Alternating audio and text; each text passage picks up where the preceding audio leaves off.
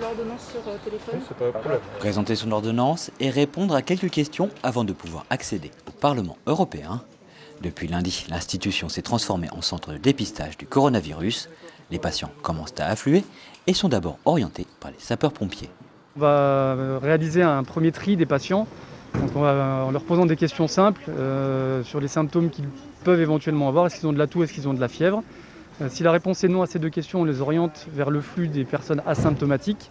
Et si la réponse est oui à une de ces deux questions, on assure une prise de température et on la sort également de ce flux de patients asymptomatiques pour qu'elle soit traitée à part, bilantée à part. Vous allez descendre tout droit, vous continuez, et après vous, ça va être... D'une capacité de 2000 tests par jour, le centre n'accueille que des patients asymptomatiques, disposant d'une ordonnance et ayant préalablement pris rendez-vous auprès d'un laboratoire d'analyse. Ici, ce ne sont que des cas contacts, donc repérés par les brigades de la CPAM. Les patients symptomatiques n'ont pas vocation à être orientés ici par les laboratoires puisque les patients prennent rendez-vous dans leur laboratoire qui les oriente sur le bon plateau technique. Dans la cantine du Parlement, 21 box où se sont installés 4 laboratoires. Y sont réalisés des tests virologiques visant à déterminer si le patient est porteur ou non du coronavirus.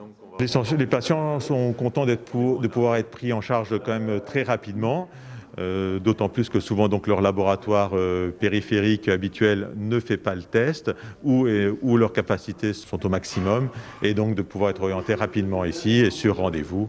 Les patients, pour l'instant, les retours sont positifs.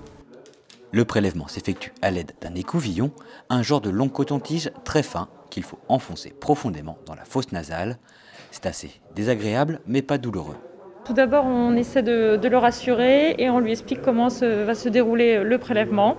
Donc tout d'abord, il doit bien se moucher et ensuite nous procédons au prélèvement des 2 narines, l'une après l'autre et après on lui explique que tout est bon et il aura ses résultats au bout de 24 à 48 heures.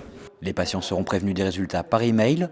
Au cas où ils éprouveraient des difficultés à les lire, un biologiste du laboratoire pourra les assister par téléphone.